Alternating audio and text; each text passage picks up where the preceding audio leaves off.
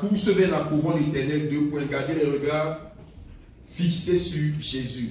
Le verset 1 commence à nous dire, nous donc aussi, puisque nous sommes environnés d'une si grande nuée de témoins, rejetons tout fardeau et le péché qui nous enveloppe si facilement et courons avec persévérance dans la carrière qui nous est ouverte. Pourquoi je dis la course? Vous voyez, si on dit courons avec persévérance dans la carrière qui nous est offerte. Paul aussi dans Philippiens 3 avait dit que je fais une chose, c'est que je ne regarde pas derrière, je suis concentré, focalisé, je suis concentré sur le but afin de remporter le prix de la vocation céleste. Donc, la course vers la couronne éternelle, 2 points, garder les regards fixés sur Jésus. Alors, si tu veux bien comprendre le Hébreux chapitre 12, il faut que tu reviennes à Hébreux chapitre 11.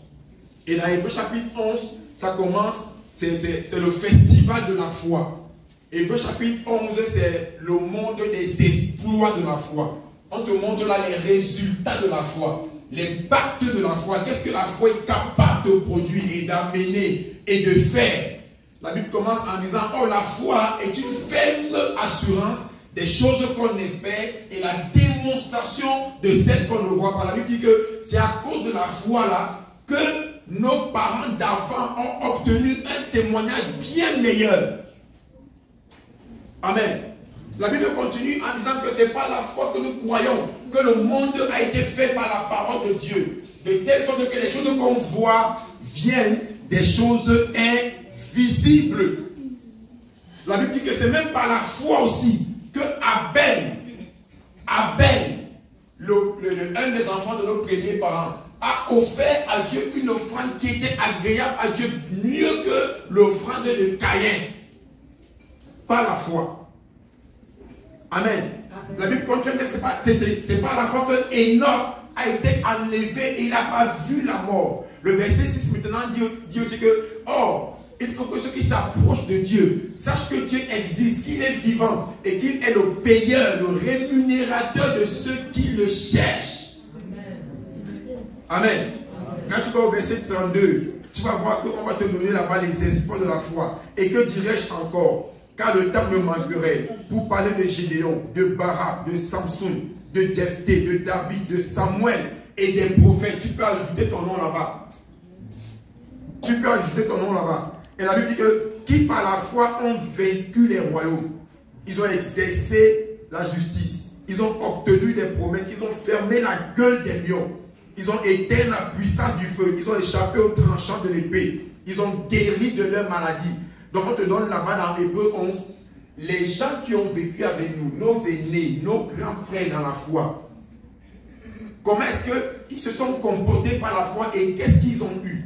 Maintenant le chapitre 12 vient te dire que, après avoir cité ces gens-là, on dit nous donc aussi, le temps est passé. Maintenant nous aussi en ces temps-ci, nous donc aussi, puisque nous sommes environnés d'une si grande nuée de témoins.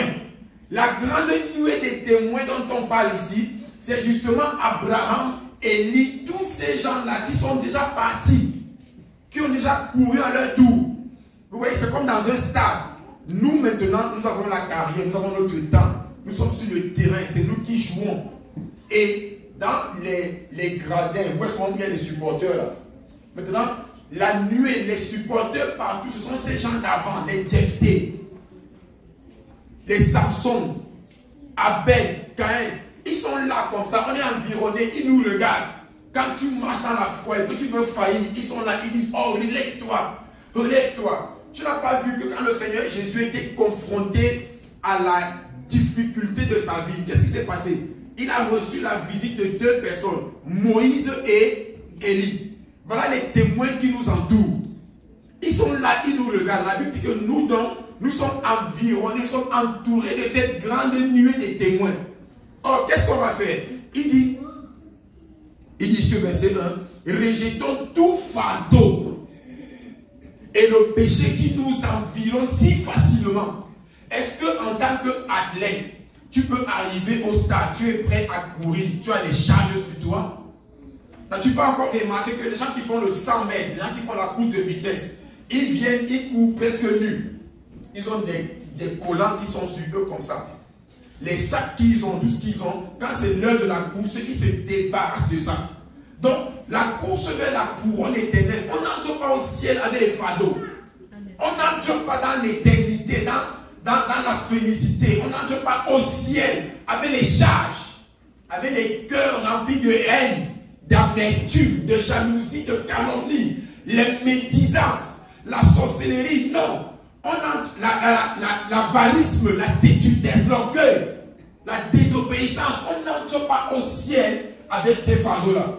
La Bible dit, dans notre temps maintenant, rejetons tout fardeau et le péché qui nous environne si facilement, qui nous enveloppe si facilement. Ça veut dire que dans notre temps, si tu ne sais même pas comment ça se passe, tu es déjà tombé.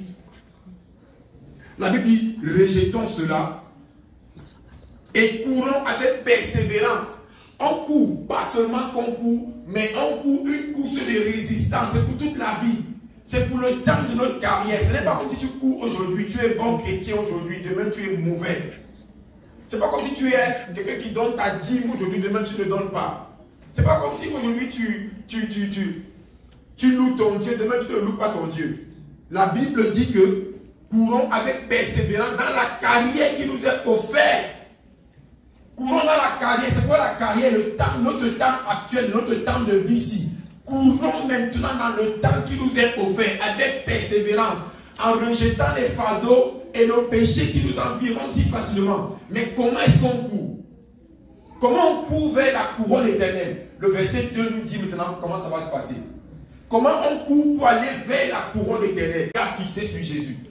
Je vais faire avec vous deux exercices avant qu'on ne continue. Amen. S'il vous plaît, fermez un peu les yeux. Fermez les yeux, on va faire l'exercice. Maintenant, on va rentrer à la maison. Chaque personne va rentrer à la maison. Supposez que le culte est fini. Donc, te voilà qui sort maintenant, tu te lèves, tu salues ton frère et ta soeur. Fermez les yeux. Tu salues ton frère, tu dis, oh, pasteur Mathias, comment ça va? Oui, ça va bien. Et puis tu sors, tu traverses la porte de l'église. Ferme les yeux, regarde, sois concentré. Tu rentres, tu descends l'escalier, tu arrives à l'extérieur, tu cherches ta voiture, tu la trouves au parking. Et te voilà qui a pris ta voiture. Te voilà qui t'en va. Tu traverses le premier feu. Ferme les yeux, bien aimé. Te voilà qui traverse le deuxième feu. Tu prends la droite comme d'habitude. Tu roules, et tu traverses l'autre feu. Ainsi de suite. Te voilà qui est arrivé dans ton quartier. Ferme les yeux, bien aimé. Tu arrives dans ton quartier. Tu tournes comme d'habitude, gauche, droite, gauche. Tu tournes et puis te voilà qui est arrivé chez toi. Devant ta maison, devant ton duplex, devant ton appartement, tu as garé ta voiture. Et te voilà qui monte l'escalier. Et tu entres à la maison. Tu enlèves ton habit. Oh, le but était tellement merveilleux aujourd'hui. Le pasteur Mathias a prêché. Oh, c'était bien. Tu enlèves ton manteau, tu t'assois. Bien aimé, ouvre les yeux maintenant. Quand tu ouvres tes yeux maintenant, tu étais où avant d'ouvrir tes yeux? Tu ne vois pas que tu étais ici, mais tu es allé chez toi. On est allé chez toi, c'est ça, non? Est-ce que quand j'ai dit ouvre les yeux, tu ne sortais pas de chez toi? Puisque tu étais déjà arrivé, tu as levé ton manteau. Quand j'ai dit enlève ton manteau, tu as vu ta maison, n'est-ce pas? Toi-même, tu as vu ta maison, tu as vu là où ton téléviseur est placé. Tu as levé ton manteau, alors que c'est sur toi là. C'est ça, non? Pourquoi? Le culte est fini, j'ai dit qu'on rentre à la maison. Dans ta tête, il y avait l'image de ta maison. Personne ici n'a conduit la voiture, mais vous tous, vous avez conduit. Vous tous ici, parce que quand j'ai dit qu'on part, on prend la voiture, on part au feu, vous avez conduit. C'est vrai, non? On arrive au feu. Tu as même vu le feu, tu as même vu comment le feu est vert, alors que tu es ici dans l'église. C'est vrai, n'est-ce pas? Papa, tu as vu ça, non? Parce que moi, quand j'ai fermé, j'ai vu le feu rouge. Amen. Quand j'ai fermé un peu comme ça, j'ai vu le feu rouge, j'ai dit qu'il ne faut pas que je me mette dans vouloir pécher ici. Eux, je les amène à la maison, mais moi, je reste ici. Tu as vu, quand on est parti, après, quand j'ai dit qu'on arrive devant ton quartier, devant ta maison, tu as vu ta maison étant ici. Tu as vu ta maison, et j'ai dit qu'on monte l'escalier, tu as monté tes escaliers. C'est vrai, non, Maria? J'ai dit, tu arrives dans ton appartement, tu montes, toi-même tu as monté ton escalier. Après, tu dis, ah, l'église était comme ça. Tu as parlé ça dans ton cœur. Étant ici. Et tu es parti d'ici, tu es arrivé en quelques secondes à la maison. On fait le deuxième exercice. Oui. Hein? Alléluia. Maintenant, prends tes deux yeux. Hein? Tu ne fais mieux rien. Regarde avec un œil en haut. Regarde avec l'autre en bas. Fais l'effort, bien aimé. Essaye un peu de regarder un œil en haut, l'autre en bas. C'est comme si maman y a réussi.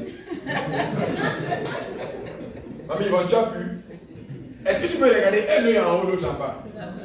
Même passer Marie Daniel Foran. Comment faire ça? Je fais une petite assouvre là-bas. Alléluia. Tu vois, tu ne peux pas avoir des deux yeux là. Tu mets un œil sur Dieu, l'autre sur les hommes. C'est impossible. L'échec et les troubles des enfants de Dieu, c'est à cause de ça. Il y a un œil qu'on fait comme ça, on met sur Dieu. L'autre, on veut l'amener sur les hommes. Dieu se met à l'écart. Il dit que où tu regardes totalement les hommes, ou c'est moi que tu regardes. Nous, on force toute notre vie, le temps passe, après on meurt. On passe à côté de tout. Tu vois comment tu as fait comme ça, dans tes yeux ne regardent pas. Ce sont les animaux, les poules qui regardent ici et là-bas. Toi, tu ne peux pas. Donc Dieu nous a conçus de telle façon que on ne peut pas être neutre. Ou tu regardes totalement à Dieu, ou tu regardes totalement aux hommes. Jérémie 17, verset 5. Maudit soit l'homme qui se confie dans l'homme, en qui il n'y a qu'un souffle de vie. La Bible dit qu'il est comme un misérable qui est dans le désert. Il est comme un flot sur la mer. Il ne voit pas arriver la tempête.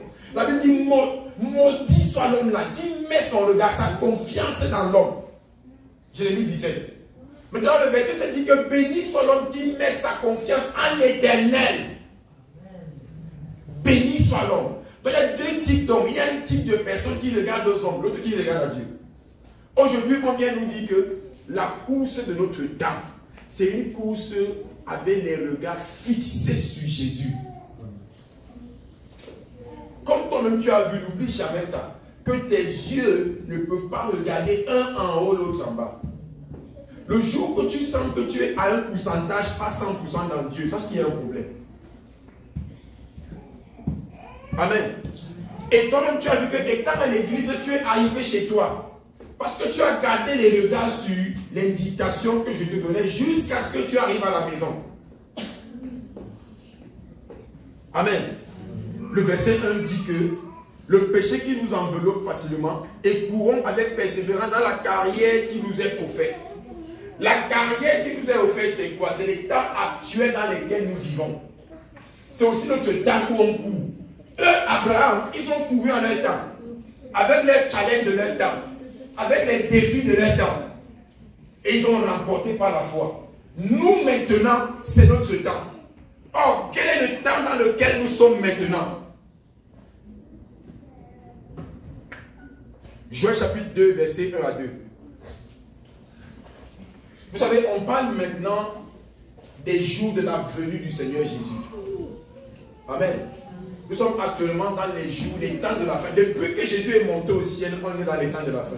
Depuis Actes des Apôtres, où il est parti là, on attend qu'il revienne. Donc les temps de la fin sont là.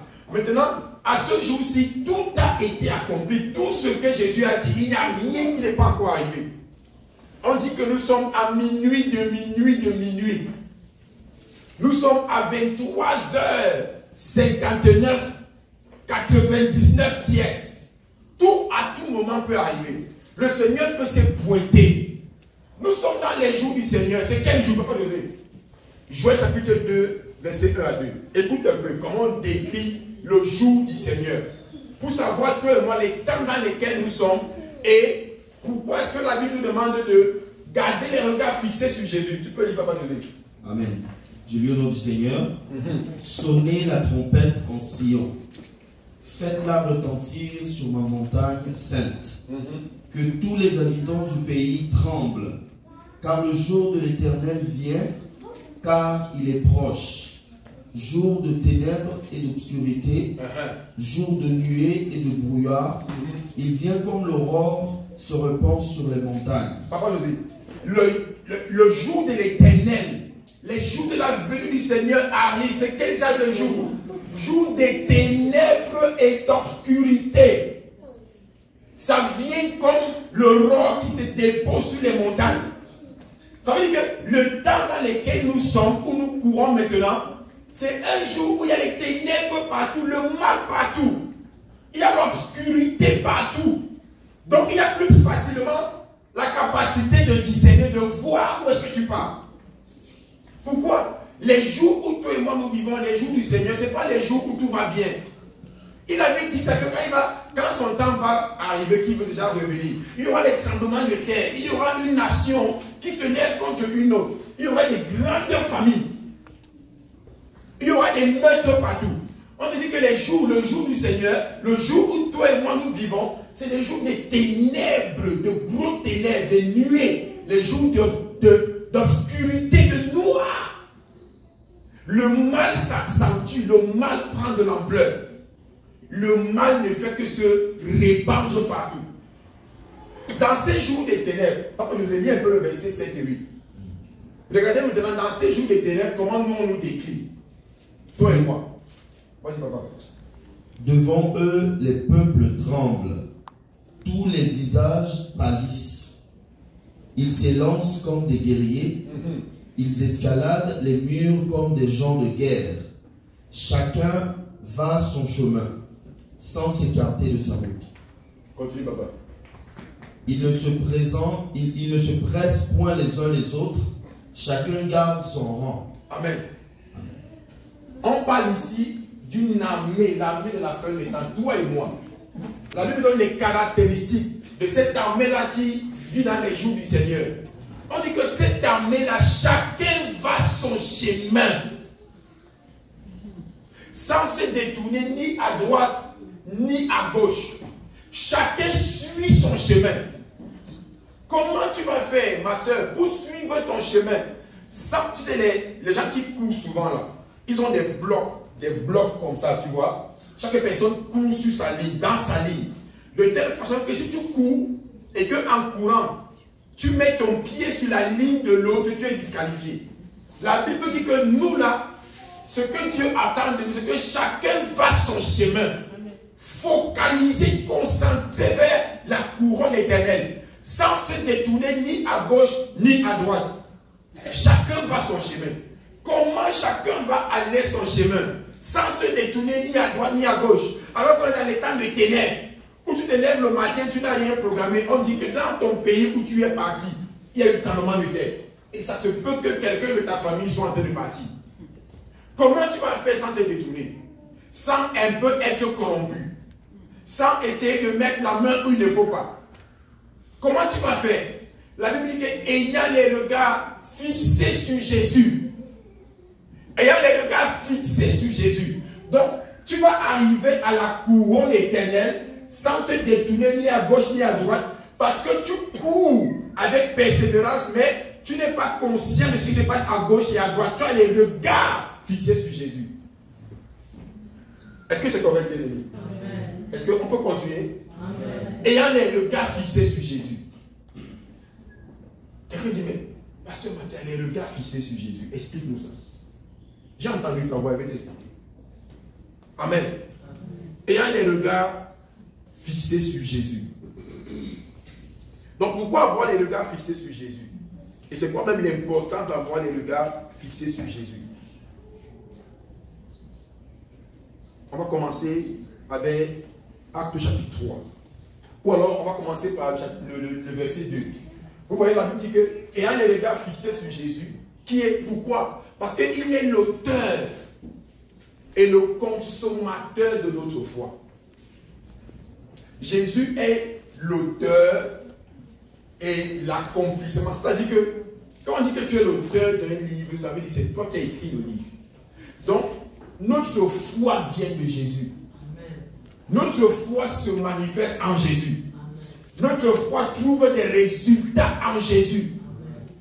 C'est-à-dire que quoi? Il est l'auteur de la foi. Romains 10, 17 dit que or la foi vient de ce qu'on entend.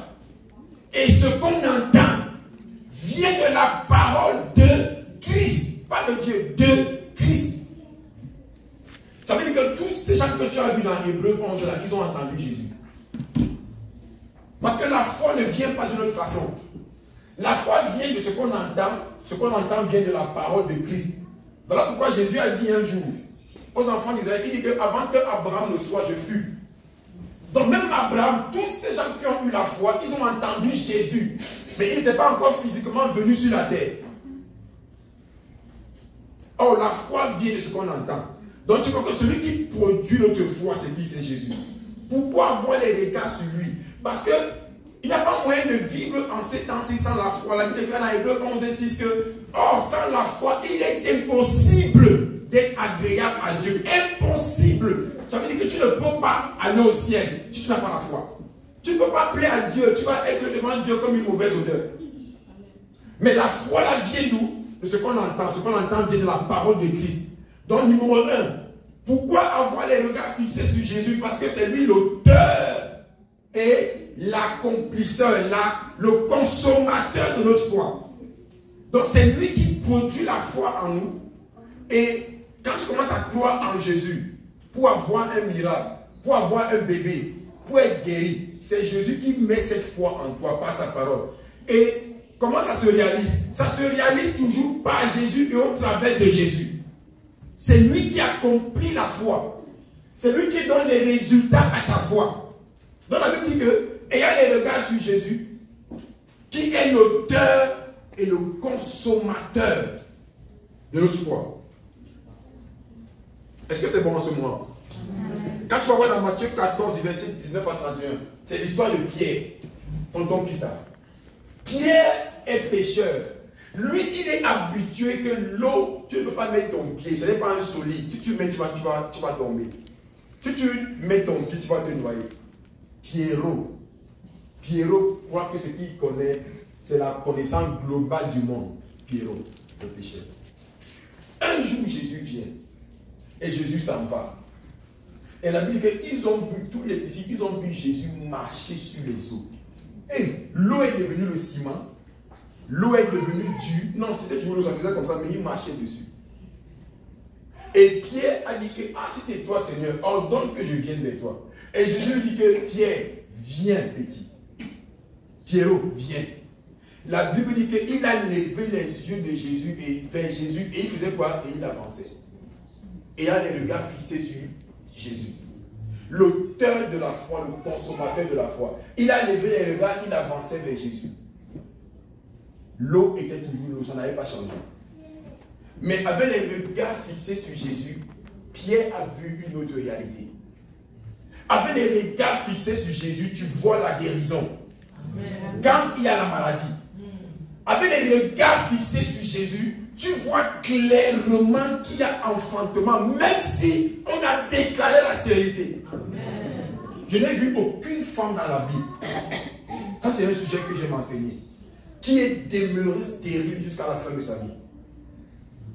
La seule femme qui est demeurée stérile, c'est la fille de Saül. Parce que quand David était en train de louer le Seigneur, elle s'est moquée de David. Elle dit, mais un roi comme toi, comment tu peux t'enrouler par terre comme ça? Hey, tonton David, tu n'as rien à faire, petit homme. Tu ne peux pas faire la danse de Shoga, tu ne peux pas faire comme ça. David dit qu'on ne fait pas ça. Quand c'est Dieu, c'est le roi. Amen. On se tourne, on se roule. Et alléluia, il saute. Dieu va dire comme ça. Et c'est peut-être qu'on est comme ça à l'église.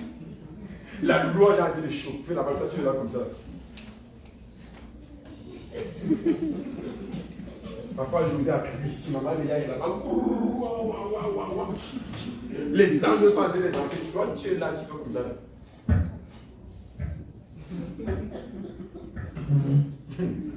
Jésus.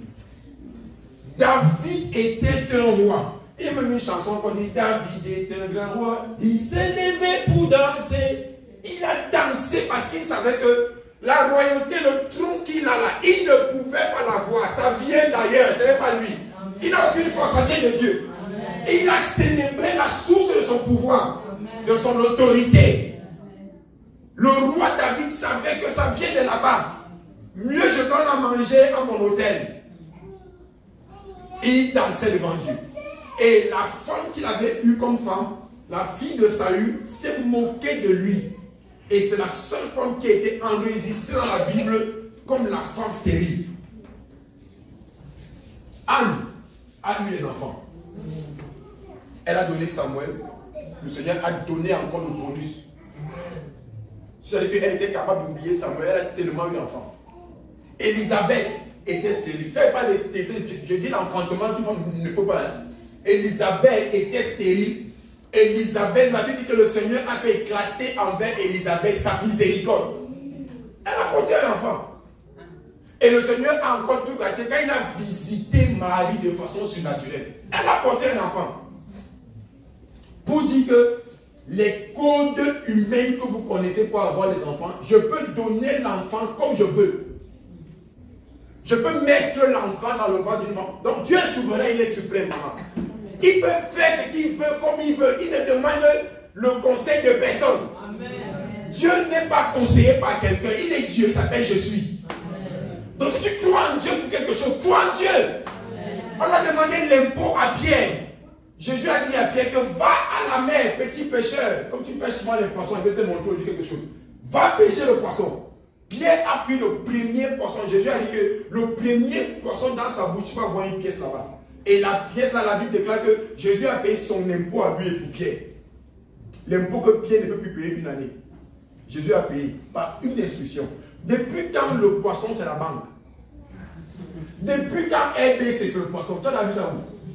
Quand tu pars à RBC là-bas, tu mets ta carte, le poisson fait l'argent sort. Tu as vu ça? Tu pars des jardins là-bas, il y a le poisson qui sort l'argent. Ah! Jésus nous enseigne des choses bien aimées. Si tu mets tes regards fixés sur Jésus, tu vas vivre un monde d'exploit. Tu vas vivre le monde de Jésus. Amen. Et le monde de Jésus, personne ne peut limiter Jésus. Amen. Personne ne peut le bloquer. Et il a pris le poisson, là-dedans, il y avait une pièce. On nous avait appris en mathématiques que 3 moins 4. On dit que 3 moins 4. Cela ne se peut pas, c'est comme ça. Non? Après, on dit que je m'avais cherché quelque chose, je m'avais emprunté une dizaine. Donc, je n'ai pas cessé, je m'avais cherché ça ailleurs. Jésus est venu, 3 poissons. Il y avait quoi? 5 pains, 3 poissons. Il y avait près de 8 000 personnes. Il n'a pas dit que 3 moins 3 comme nous là. Non. Il a rendu grâce. Il a brisé vos lois et les théories mathématiques. Il a dit que Père, je te rends grâce, ça s'est multiplié. Mais nous, on parle toujours emprunter les dizaines. Dès que ça ne va pas, tu peux chercher la dette. Je prie que le Seigneur délivre quelqu'un des dettes ici. Amen. Je prie que Jésus te délivre de la dette. Amen. Je prie que de façon surnaturelle, Jésus te délivre des dettes. Amen. Je dis que tes lignes des dettes soient effacées au nom de Jésus. Amen. C'est possible, comment tu ne crois pas? Jésus élimine ta dette. Tu pars à la banque, on dit que c'est 0. Est-ce que tu crois cela? Amen. Au nom de Jésus, cela c'est notre portion. Amen. Éliminé totalement. Jésus a éliminé. Il n'a pas dit que cela ne se peut pas. Il a dit qu'il te rend grâce, ça s'est multiplié. C'est pour dire que quand les choses diminuent dans ta vie, rends grâce à Dieu. Amen. Quand tu sens que ça veut dire baisser, la seule façon de garder l'abondance, remercie le Seigneur. Amen. Donc Jésus est l'auteur et il est le consommateur de notre foi. C'est pour ça que tu ne peux pas garder les regards ailleurs, ni sur quelqu'un, ni sur un humain. Tu gardes les regards sur Jésus, seul.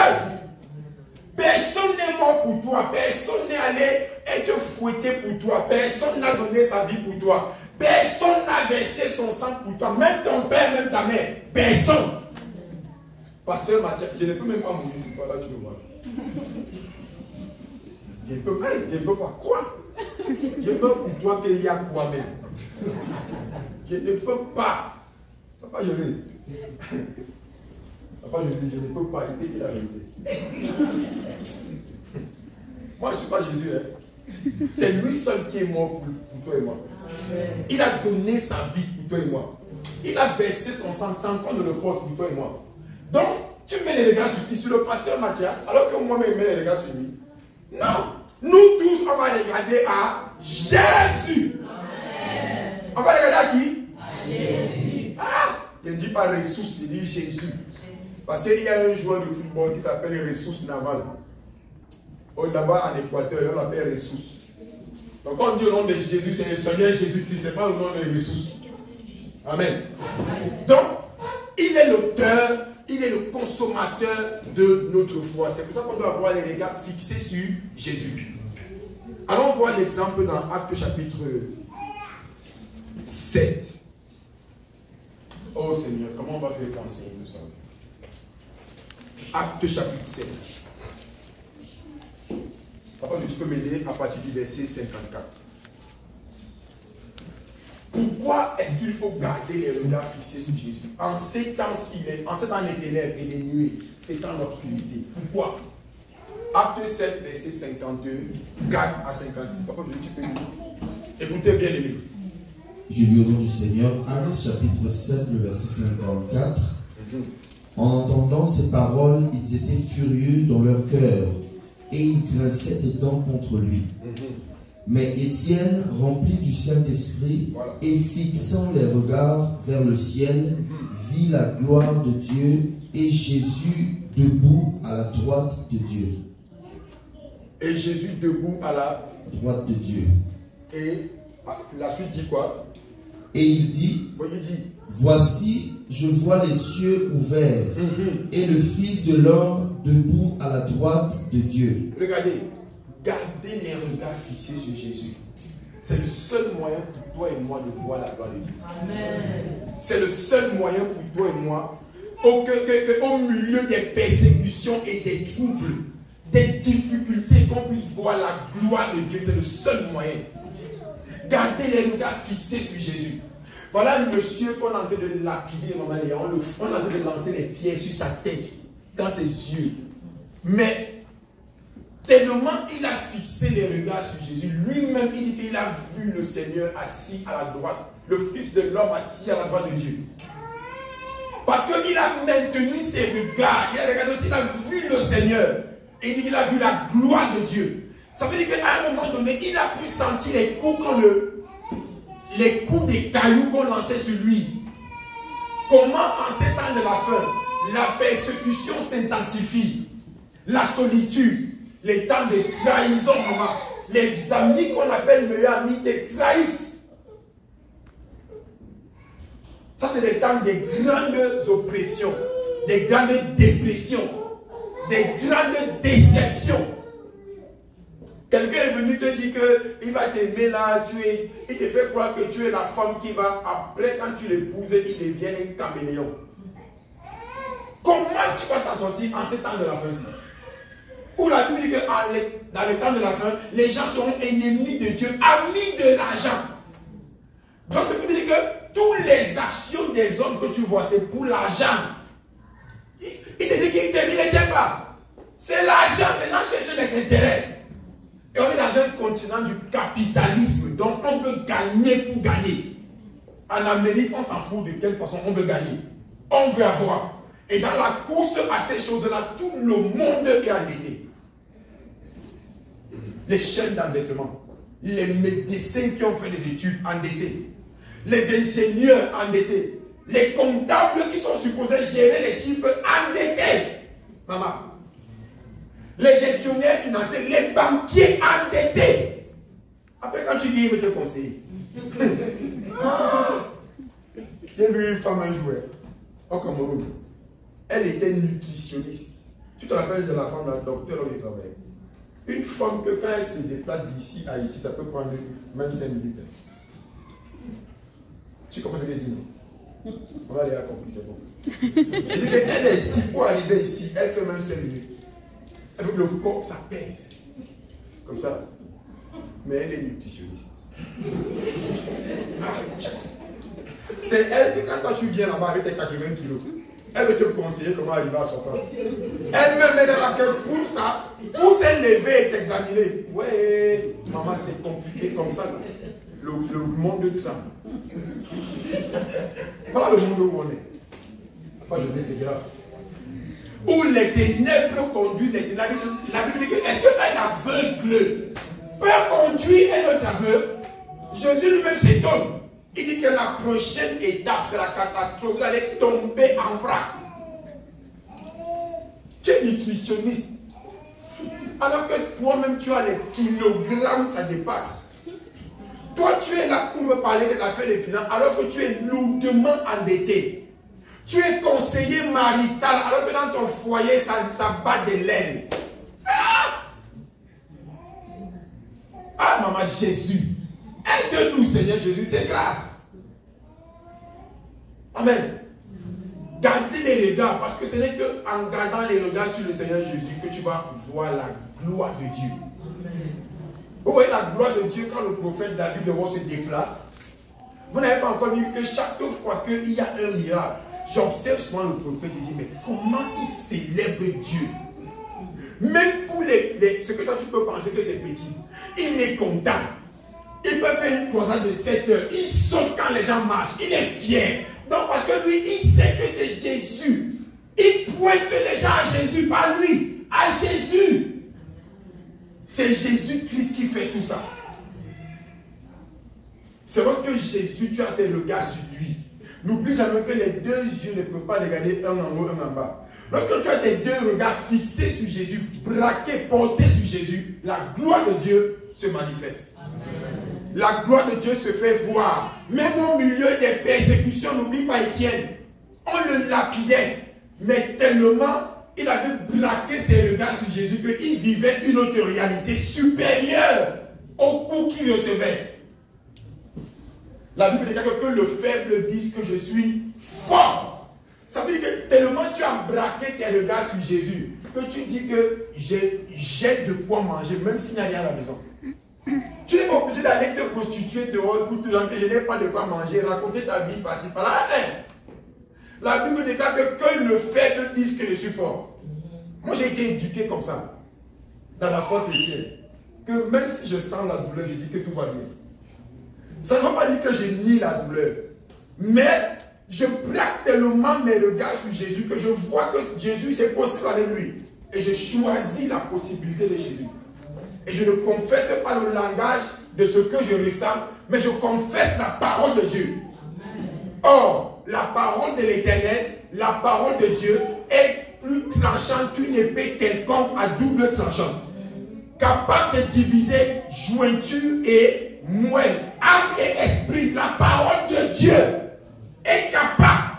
Donc moi je choisis consciemment de mettre mon regard sur la parole de Dieu et de ne pas confesser ma situation. C'est lorsque tu as les regards fixés sur Jésus que tu vas voir la gloire de Dieu. Amen. Est-ce qu'on peut continuer, bien aimé? C'est bon? Amen. Jésus a été de parler. Amen. Acte chapitre 3. On va lire Acte chapitre 3. Regardez l'histoire de Acte chapitre 3. Verset 1 à 7.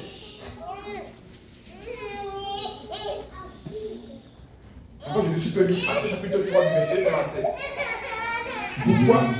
Écoutez bien aimé. Acte chapitre 3, à partir du premier verset, la Bible dit ceci. Pierre et Jean montaient ensemble au temple, à l'heure de la prière. C'était la 9e heure. Il y avait un homme boiteux de naissance qu'on portait et qu'on déplaçait tous les jours à la porte du temple, appelé la Belle, pour qu'il demandât le monde à ceux qui entraient dans le temple. Suis bien mon frère.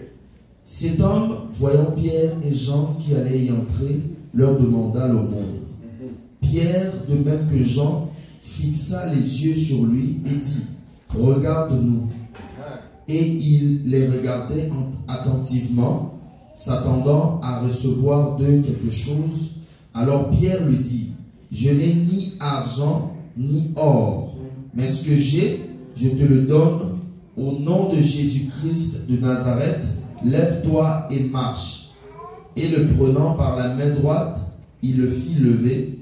Au même instant, ses pieds et ses chevilles devinrent fermes. Regardez la situation.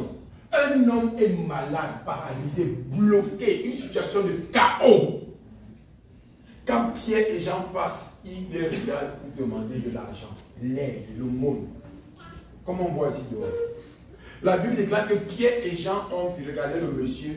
Et qu'est-ce qu'ils ont fait? Ils savent que si tu n'es pas quelqu'un qui est distrait, tu vas manquer le passage de Dieu. Il dit, regarde-nous.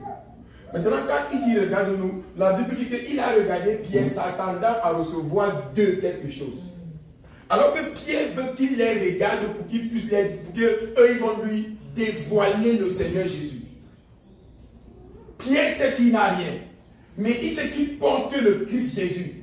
Et que ce n'est que lorsque tu vas braquer tes regards, poser tes regards, fixer tes regards sur Jésus, que ta situation va changer. Et donc Pierre lui dit, regarde-nous. Et il dit, je n'ai rien à te donner, mais ce que j'ai, je te le donne où? Au nom de Jésus. C'est seulement lorsque tu poses tes regards sur Jésus que tu auras la révélation de la puissance dans le nom de Jésus. C'est seulement lorsque tu braques tes regards sur Jésus que tu vas avoir la révélation de la puissance dans le nom de Jésus. Ils ont dit, on n'a ni argent ni or, mais ce que nous avons, continuons à nous regarder. On te donne ça où? Ils ont dévoilé Jésus. Et c'est Jésus qui l'a reçu. Et c'est Jésus qui est entré. Ce n'est pas Pierre qui a fait le miracle. Et la Bible dit qu'il s'est mis sur ses pieds à l'instant et il a commencé à courir partout, sauter, chanter et louer. Et il y a la puissance dans le nom de Jésus. Amen. Bien aimé, moi je croyais que c'était les blagues, mais j'ai commencé à appliquer cette affaire-là. Je vous avais raconté ici comment j'étais en train de prier un jour à la plage. Non? Un jeune homme est venu prendre mon sac qui voulait partir. J'avais les yeux fermés, je priais.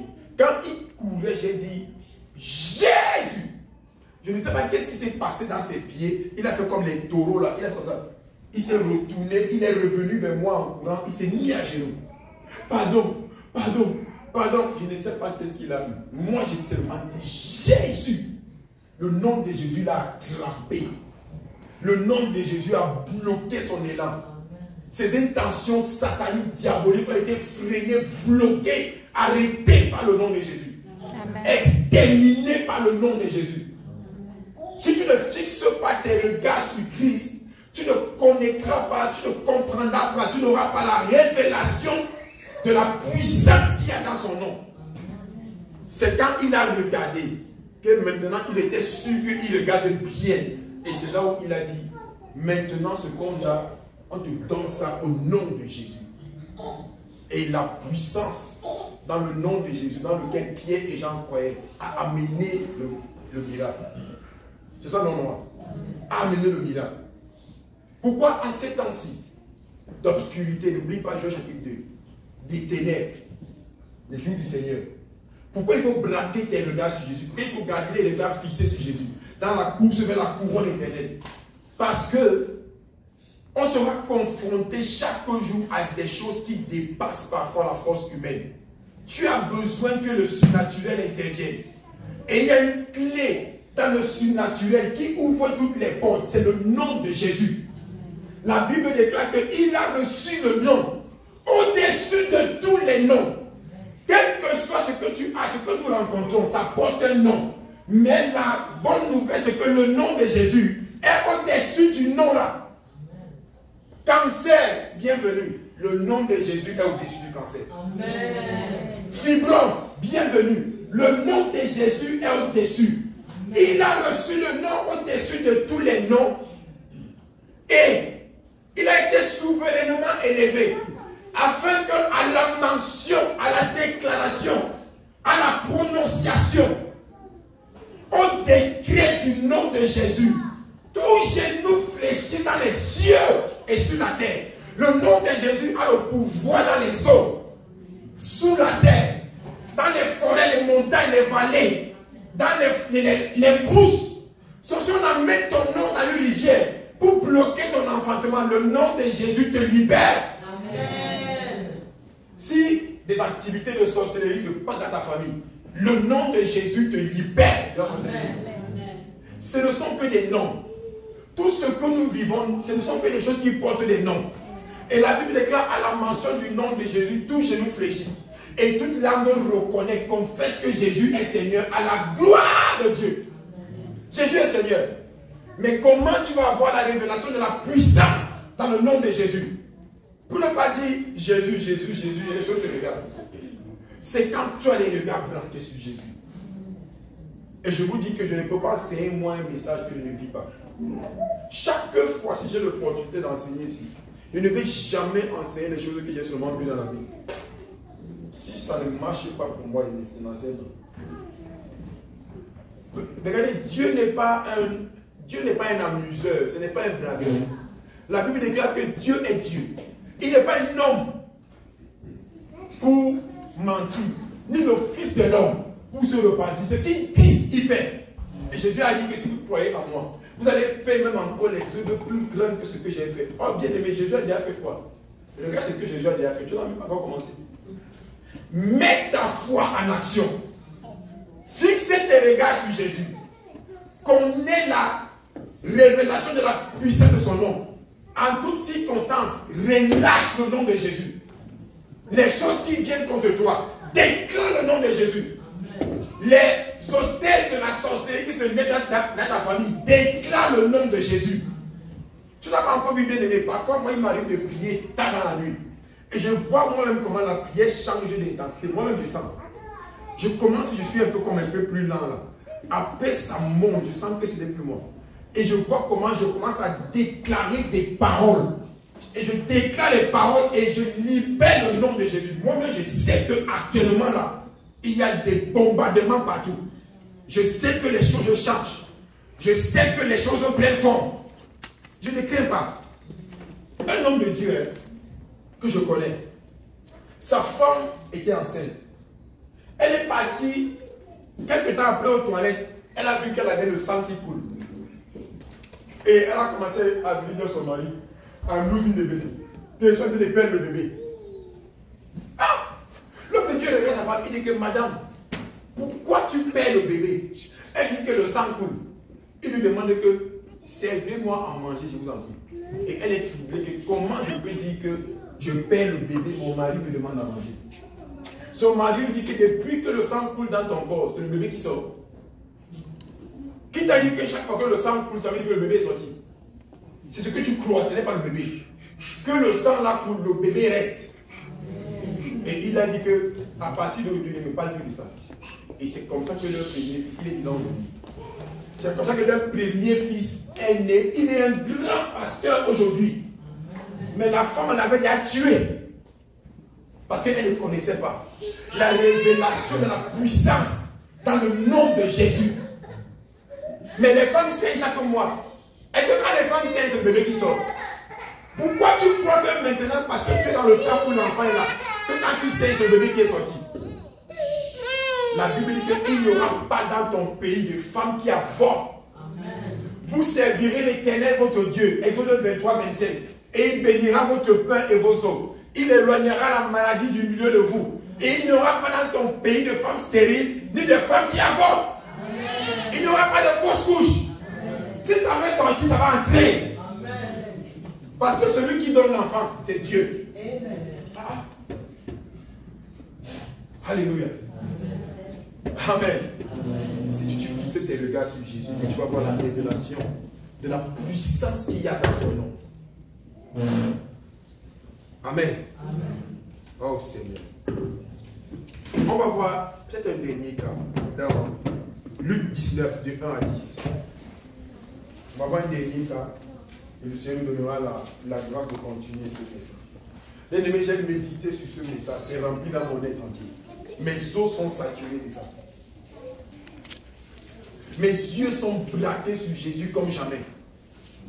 Je crois en Jésus, je ne tremble pas, je ne panique pas, maman. Je ne chancelle même pas. Rien ne peut me faire quitter. Mais tu es qui même? Tu vas me parler quoi? Ton petit nom là, c'est un nom que le nom de Jésus est au-dessus de ça. Cite-moi les noms que tu veux. Michael Jackson, on l'appelle aujourd'hui feu Michael Jackson. Feu. Feu, il est dans le feu. Tous les noms que tu vas me citer, on les appelle feu. Mais Jésus, on l'a appelé Jésus feu un jour. Que feu Jésus? On l'appelle le ressuscité du 3e jour. Jésus de Nazareth. Le pain de vie, la lumière du monde. L'étoile finale du matin, le lion de la tribu de Judas. L'homme qui brise les protocoles. Tu peux lire là. Regardez ce qui se passe ici. Luc, chapitre 19. Verset 1. Oui, papa, vas-y. À partir du premier verset, je lis au nom du Seigneur. Écoutez bien, aimé. Jésus étant entré dans Jéricho, traversait la ville. Et voici un homme riche appelé Zachée, chef des publicains, cherchait à voir qui était Jésus. Cherchait à mettre ses regards sur Jésus. Cherchait à fixer ses regards sur Jésus. Vas-y, papa. Mais il ne pouvait y parvenir, à cause de la foule, car il était de petite taille. Regarde papa, il ne pouvait pas comme nous aujourd'hui. Tu veux tellement être consacré à Jésus, mais toi-même tu sais, et moi aussi je sais, et c'est vrai. Tellement les choses nous environnent. On a dit que le péché nous enveloppe si facilement. On est libéré des fardeaux. Vous savez, tu veux être un enfant de Dieu véritable. Tu veux prier dans la volonté. Mais toi-même tu te réveilles, ce n'est pas évident. Tu fais les efforts, mais ça ne donne pas. La Bible dit qu'il y avait un homme de petite taille. Il avait aussi les difficultés et les problèmes comme toi et moi. Mais lui, il a pris la résolution de braquer ses regards sur Jésus. Et qu'est-ce qu'il a fait, papa? Il courut en avant et monta sur un sycomore pour le voir, parce qu'il devait passer par là. Suivez. Lorsque Jésus fut arrivé à cet endroit, il leva les yeux et lui dit, Zachée, hâte-toi de descendre, car il faut que je demeure aujourd'hui dans ta maison. Ouais, papa, c'est bon. Vous avez vu ça? Si tu gardes les regards fixés sur Jésus, dans la course pour la couronne éternelle, parce que tu mets ton regard sur lui, tu vas attirer son attention vers toi. Amen. Parce que tu braques tes regards sur Jésus, tu vas aussi attirer son attention vers toi. Ce n'est pas que tu donnes ta vie à Dieu et tu dis, ah, j'ai donné ma vie à Dieu et puis c'est correct. Non, tu ne vas pas voir Jésus comme ça. Braque.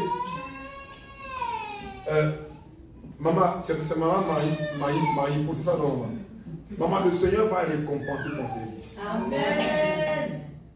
Le Seigneur va récompenser ton service. Amen. Le Seigneur va récompenser ton service. Amen. Maintenant, je te dis ça, ça va arriver. Amen.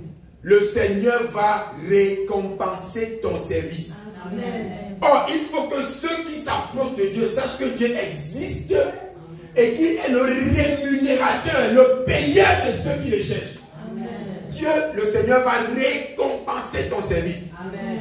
Maman, il va te donner du sourire. Alléluia. Amen. Et puis quand tu parles sur la parole de Dieu, Dieu ouvre tes yeux. Quand je dis ça, je sais pourquoi je dis ça. Le Seigneur va te récompenser. Regardez. Tu ne peux pas être là, tu t'en fous de Jésus et il braque son regard vers toi. Jamais. Il y avait un homme dans Marc qui s'appelait Bartimée. Il a entendu que Jésus est en train de passer sa route. La Bible dit qu'il est tombé un peu fou pendant 5 minutes. Fils de David, aie pitié de moi. Plus la foule le bousculait, plus il y avait le bruit, plus il criait encore. Donc il a tellement manifesté sa volonté de voir Jésus que Jésus a tourné son regard vers lui. Bartimée, qu'est-ce que tu veux que je fasse pour toi? Bien aimé, la question là est posée aux gens qui mettent les regards fixés sur Jésus. Bartimée n'est pas resté là, il n'était pas le seul mendiant. Mais parmi les mendiants, il a fait la folie pour voir Jésus. Amen. Le jour que tu vas te lever pour être un peu folle pour Jésus, pas qu'on va te dire que tu parles trop dans l'église, tu dis que tu sais trop Dieu, tu laisses. Quand tu es un peu folle pour Jésus, un peu fou pour Jésus, en ce moment tu vas attirer l'attention de Jésus. La Bible dit que Zachée était un homme de petite taille et la foule était énorme. Ne pouvant pas voir Jésus, il est monté sur le sycomore. Un arbre qui a une grande hauteur, plus que les poteaux électriques que tu vois en haut. Pour monter là, c'est des efforts. Ce n'est pas qu'il a sauté, il s'est retrouvé là-bas, non. Il n'a pas dit que abracadabra, pim, en haut là-bas. Il a souffert, donc peut-être Jésus partait déjà. Mais comme Jésus est en train de venir, il a dit, en attendant qu'il arrive ici, mieux je monte. Pour que quand il monte, que je le vois. Ne sachant pas que quand il fait son effort, comme ça, Jésus est au courant. Et Jésus maintenant lui dit que la Bible dit que Jésus a levé les yeux, il a dit que sachez qu'aujourd'hui, le salut est entré dans ta maison. Amen. Si tu braques tes regards sur le Seigneur Jésus, bien aimé, tu vas attirer son attention vers toi. Amen. J'avais pris la résolution en 2013, dans l'église où j'étais, de servir Dieu sans jamais me plaindre, sans jamais murmurer. Et d'être fidèle dans mes engagements financiers avec Dieu. Bien aimé, j'ai commencé, j'étais ce qu'on appelait les gardiens du sanctuaire. Donc les gens qui lavaient l'église là. Je venais laver l'église à 5 heures. Quand les gens viennent à 6 heures, c'est déjà propre. J'étais au chapucier. Même temps pasteur, J'avais mis ça de côté. Je partais à l'église, j'interprétais, le pasteur prêchait en anglais, moi il parlait en français. J'étais leader de l'équipe d'intercession. La même église. Et je partais avec le pasteur à l'évangélisation. Je portais la veste, on prêche, ma veste se mouille avec la chemise. Je rentre dans la maison, je n'ai même pas l'argent pour acheter le savon pour laver mon ami. Il ne me plaît pas, je passe chez moi, je rentre. Le pasteur là aussi, comme il était même chiche là. Comme il était aussi avare. C'est vrai, Dieu sait que c'est ça, c'est vrai. Un chiche pasteur. Moi je ne suis pas chiche, si tu me demandes de donner. Hein? Il dit, pasteur Mathieu, vraiment, il y a ça. Je vais te donner bien aimé, je te dis la vérité. Si j'ai aimé te donner. Je te donne parce que la Bible dit que c'est un principe, celui qui donne le reçoit. Lui, il était chiche. Un homme de Dieu. Je servais l'homme de Dieu là de tout mon cœur et l'église. Il ne me donnait rien et je ne lui plaignais jamais. Parce que moi j'avais braqué mes regards sur Jésus. Amen. Et chaque fois, quand j'avais de l'argent, je mettais ma dîme de côté. Toujours. Pas que après. Dès que ça entre, je mets de côté. J'enlève aussi la partie de mon offrande, je mets de côté. Ça fait mal. Parce que je vois comment un pasteur chiche comme ça ne peut pas donner ma dîme. Ça m'énervait même que je donnais. Je partais, je donnais. Je priais, je donnais. Je servais le Seigneur. Un jour, mon enfant est tombé malade. Il vient à la maison, l'enfant en train de chauffer, il brûle comme le feu. Il dit que it is well, it is well. Pasteur, tu ne peux pas acheter le paracétamol. Il dit que it is well, il s'en va. Tu pars, it is well va faire quoi? Tu as prié, tu ne peux pas donner à l'enfant sinon le médicament, rien. Et un jour, il partait en mission à Douala, dans une ville au Cameroun. Il prend les plantains qui ne mangent plus, les bananes plantains là, qui ont déjà jauni, c'est devenu noir. Il prend ça, parce que ça ne doit pas pourrir chez lui, il vient se débarrasser, il me donne. Moi aussi je prends, il dit, thank you ça. Il dit merci, monsieur, merci, monsieur. Je le sais comme ça, là, le Seigneur me disait, ne dis rien. Le Seigneur me disait, ne dis rien. Il fait comme ça à un homme marié, avec la femme, si que tu vois. On était mariés. Avec deux garçons, les gars qui bouffent. Comme voilà, des bouffeurs. Il était là comme ça, là, il me donne les plantains pourris, papa José. Je prends et dis merci. Le riz qui est en train de pourrir, moisir, il me donne, je prends. Papa amour, parce qu'il s'est payé, il veut se débarrasser. Je le voyais. Je servais Dieu. Je servais Dieu. Un jour, bien aimé. Une femme est partie de la capitale Yaoundé du Cameroun pour venir dans la ville où j'étais. Elle est venue là-bas, elle m'a vu. Je me suis présenté à elle comme 2 minutes, moi je suis parti. Elle est restée parler avec un pasteur qui était un de mes grands frères, à qui j'avais fait du bien aussi. Le pasteur là lui a dit, oh non mais Mathias c'est un jeune serviteur de Dieu, on l'aime beaucoup, il est très sérieux, très gentil et tout. Il a quel niveau académique? Il dit non, il a étudié la comptabilité et tout. Or, ils étaient en train de monter le plus grand hôpital privé du Cameroun. Et ils cherchaient un comptable. Mais c'était des enfants de Dieu. Donc, eux, ils priaient que Dieu leur donne quelqu'un, non seulement qui a les compétences, mais quelqu'un qui craint Dieu. Parce que le monsieur qui avait l'hôpital était un médecin qui a fait toute sa vie en France. Donc, quand il vient au Cameroun, il ne sait pas qui va être sérieux, qui ne sera pas sérieux. Donc, eux, ils priaient que Dieu donne un enfant de Dieu qui aura l'intégrité. Moi, je savais quoi? Je suis parti 2 semaines après, mon téléphone sonne. 22 h de la nuit. Elle me dit que, Mathias, ça va bien? Je dis oui. Tu te rappelles de maman? Je dis oui. Une femme qui a rang de ministre au Cameroun. Elle était la mère spirituelle de ces gens-là. Et elle me dit, pendant qu'on priait là où on prie, ton visage est monté au mur comme ça. Dieu nous a confirmé que c'est toi la personne. Tu es où? Tu fais quoi ce week-end? Il dit, elle ne fait rien alors qu'elle travaille. Il dit, je suis là où elle ne fait rien.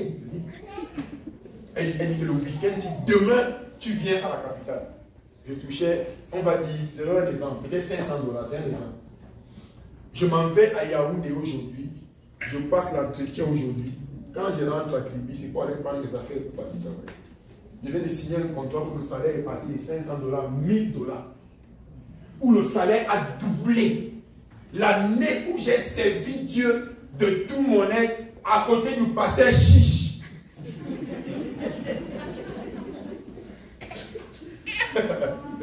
Pasteur Mathias, comment tu exposes un pasteur? Il était chiche, c'est vrai. Tu veux qu'il doit mentir devant lui. Il était comme ça. Et moi, je suis moi, j'aime dire la vérité. Et si c'est moi aussi, il faut aussi dire la vérité sur moi, hein? Il faut aussi me confesser. Mon salaire a doublé sans effort. C'est venu me trouver là où j'étais dans mon trou. J'ai compris que quand tu es Joseph et même si tu es en prison, la gloire de Dieu va te trouver là-bas. Là où tu es là-bas, où tu penses que c'est la prison, mets tes regards sur Jésus. Amen. Sois sérieux, sais le Seigneur.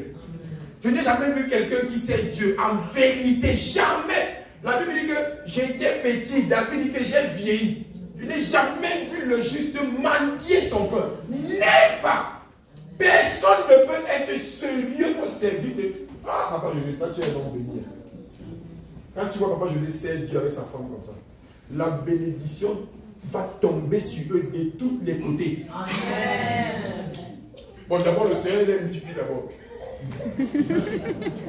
La Bible dit que le plus petit deviendra un millier. Papa José était sorti devant de sa mère seule. Hein. Aujourd'hui, sa république, c'est déjà peut-être 6 personnes.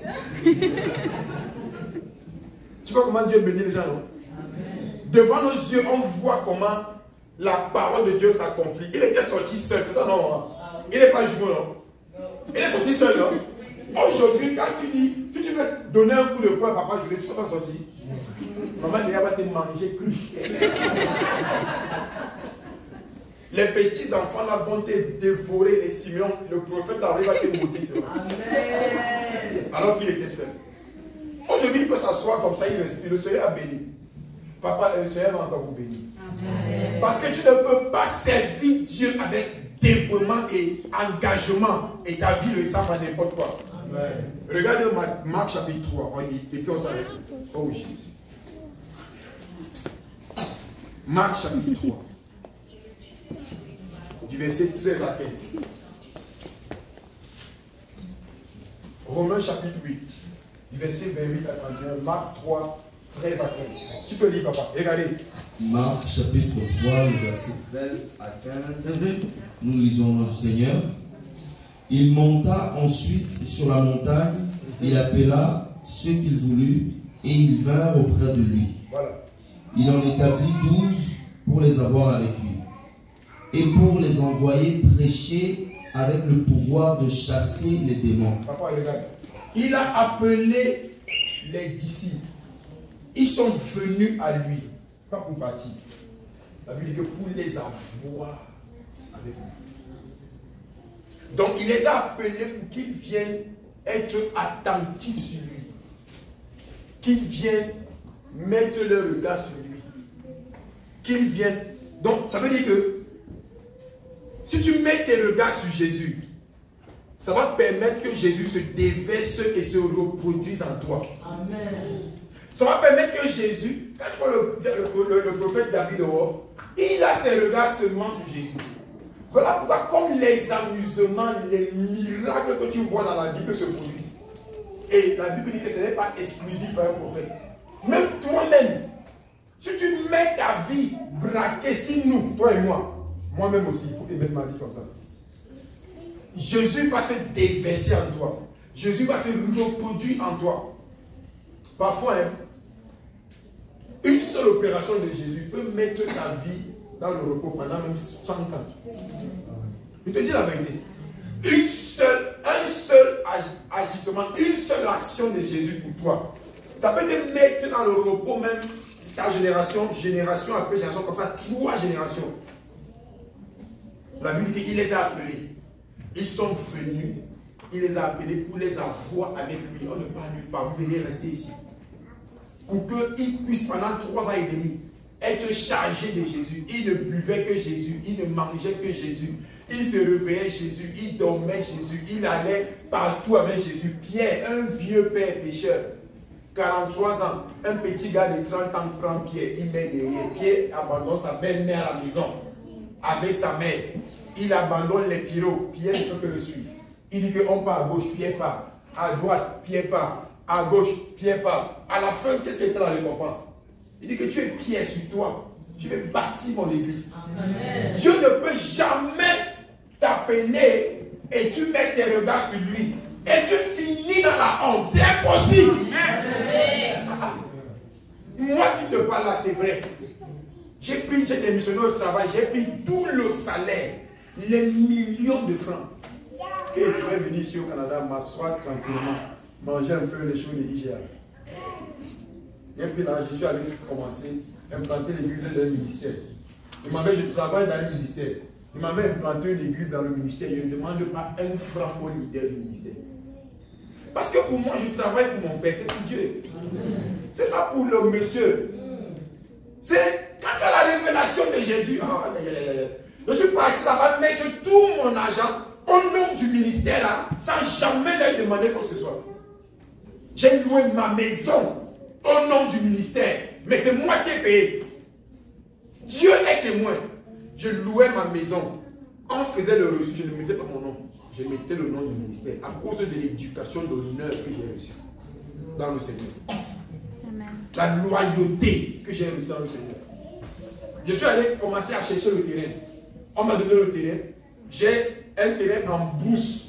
J'ai fait venir les gens, on a travaillé dessus, rempli tout. Commencer l'église avec les pailles. Avec tout l'argent que j'avais. Ma femme s'y a commencé à faire les beignets qu'on mange. Tu vois les beignets avec la bouillie et le haricot. Elle a commencé à faire ça pour que nous on puisse avoir de quoi manger. La belle femme dit. Elle a mis les mains là dans la boue pour qu'on mange. Au moment là, j'étais enfermé, j'ai jeûné, j'ai prié. Il venait à l'église comme ça. Il dit qu'on va prier pour les malades. Je croyais en Dieu, j'ai jeûné 4 jours, 5 jours. Je jeûne, je suis seulement enfermé. Je mets une adoration là qui va chanter pendant 3 jours. Je suis seulement des prières là. Quand je sors, il m'envoie à l'église. Dieu a commencé à me faire du bien. Les guérisons un peu là. On a célébré un mariage. La petite église.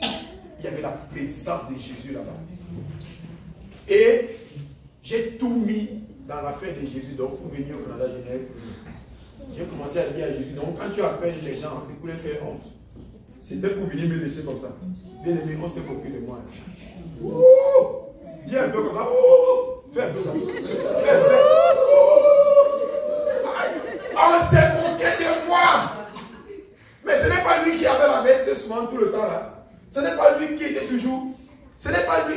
Mais il avait dit qu'il va au Canada. On sait ça comme ça. On s'est moqué de. Si on ne se moque pas de toi, Jésus ne va pas t'élever.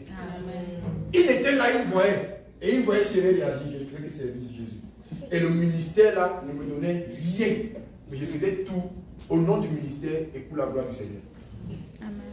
Et le Seigneur m'a supplié. Ce qu'il avait dit, il a accompli. Voilà comment un ami a dit que les biens que je vais payer.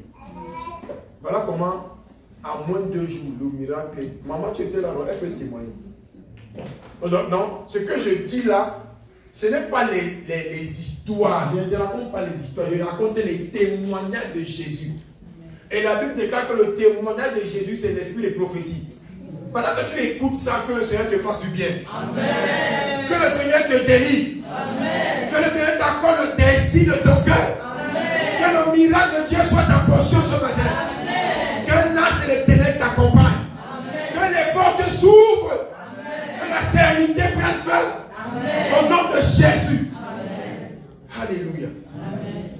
On va se mettre debout. Oh Jésus. On va continuer ça le jour. Le Seigneur va nous faire du bien.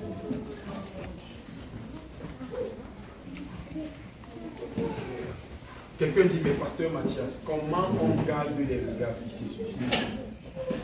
Tu nous as dit qu'il faut qu'on garde les regards, mais tu t'es arrêté là. Comment on garde les regards? Dans le psaume 119, le verset 107, la Bible déclare que ta parole est une lampe à mes pieds liés sur mon sentier. Dans Jean chapitre 1, la Bible déclare qu'au commencement était la parole était avec Dieu, la parole était Dieu. Elle était au commencement et tout ce qui a été fait sans elle, de telle façon que rien de ce qui n'existe n'a été fait sans elle. Elle était la lumière, et elle était la vie et la lumière des hommes. Parlant de la parole. Hébreux 1, verset 3, la Bible déclare que c'est par la foi que nous croyons que le monde a été fait par la parole de Dieu. De telle façon que les choses qui sont visibles viennent des choses invisibles. Parlant de la parole de Dieu. Donc, Jésus, par qui tout a été fait, pour qui tout a été fait. Celui qui a tout fait, Colossiens chapitre 1, verset 15, il est l'image du Dieu invisible. Tout a été créé en lui, pour lui et par lui. Or, tout a été créé par lui. Comment? La Bible dit que tout a été créé par la parole. Donc Jésus, c'est la parole. Il n'y a pas de distinction entre Jésus et la parole. Et j'ai vu dans Matthieu, je vais te donner ce verset et puis on va continuer. On va s'arrêter là. Qu'est-ce que je dis? Oh Jésus.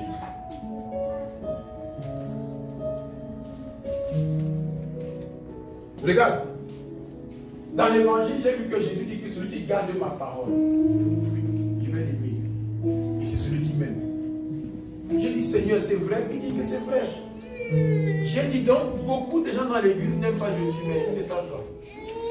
Si ta Bible, c'est le livre que tu ne touches pas, tu n'aimes pas Jésus. Il dit que celui qui garde ma parole, dans Jean chapitre 14, c'est celui-là qui m'aime. Il dit que et mon Père, je vais l'aimer, mon Père aussi va l'aimer. Et on va habiter avec lui. Celui qui garde ma parole. Tu ne peux pas garder ce que tu n'as pas. Je dis, s'il te plaît, maman, garde-moi mon téléphone. Tu prends ça et tu gardes. Tu ne peux pas garder ce que tu n'as pas. Tu ne peux pas garder la parole de Dieu si tu n'as pas la parole de Dieu. Et tu ne vas pas la voir en buvant ça dans l'eau glacée. You must sit down and read. Tu dois t'asseoir et prendre le temps de manière consciente et lire. Toi-même, tu dis qu'aujourd'hui, je vais connaître Jésus. Lis la parole bien-aimée. Matthieu, c'est 28 chapitres. Marc, c'est 17 chapitres. Matthieu, Marc, Luc, c'est 24. Jean, c'est 22. Tu peux tuer ça en un mois. En un mois, tu tues tout ça. Tu visites Élisabeth, tu visites Marie, tu visites aussi Zachée. Il faut visiter un homme qui s'appelle Nicodème. Quand tu vas lire, il s'appelle Nicodème, tu visites Nicodème. Tu vas sortir de là avec la sagesse que tout ce que tu as appris à l'école ne peut pas t'apprendre. Je te dis la vérité. Une illumination de Jésus est au-delà de tout ce que tu as appris à l'école. La Bible ne laisse plus ta Bible fermée. Parce que tu ne peux pas avoir les regards braqués sur Christ. C'est braqué sur la parole. Les regards sur Jésus, ça veut dire les regards dans la parole. Comment le jeune homme rendra-t-il son sentier juste en se comportant d'après sa parole? Comment un homme va être un bon mari dans son foyer? Éphésiens chapitre 5, verset 23. La Bible dit que l'homme aime ta femme comme Christ a aimé l'église, au point où il s'est sacrifié pour elle. Quand moi je m'en vais travailler, je n'ai pas besoin que ma femme m'encourage. Elle ne peut même pas m'encourager. Parce que l'église n'encourage pas Christ. Il nous aime pour rien. Je n'ai pas besoin que ma femme me dise que jamais je sors comme un lion et pas travailler. Pour qu'elle soit belle comme ça.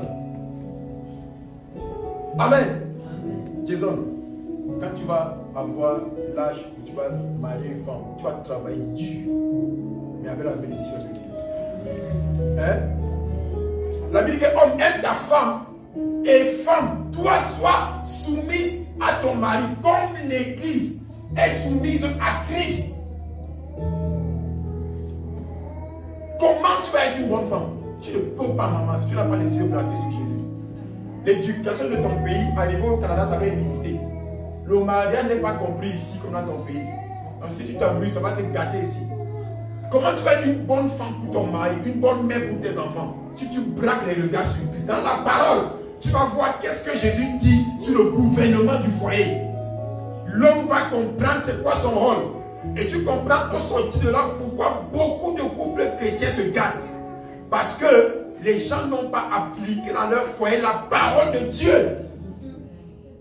Je te dis la vérité. Si l'homme applique ce que Dieu dit pour lui, la femme applique ce que Christ dit, il n'y aura jamais de tempête. Même s'il y a des tempêtes, il y aura toujours la voie de sortie. Mais il y a des crises dans les foyers chrétiens. Pourquoi? Parce qu'on n'a pas les regards sur Jésus, sur la parole de Dieu. S'il te plaît, mets tes regards sur Christ, sur la parole. Je veux qu'on crie ce matin. Aide-moi à braquer mes regards sur toi. En ces temps de ténèbres et de grosses nuits, de ces temps sombres, de noirceur, d'obscurité. Oh Jésus, aide-moi à garder mes regards sur toi, à porter mes regards sur toi. Prie si tu es sérieux ce matin.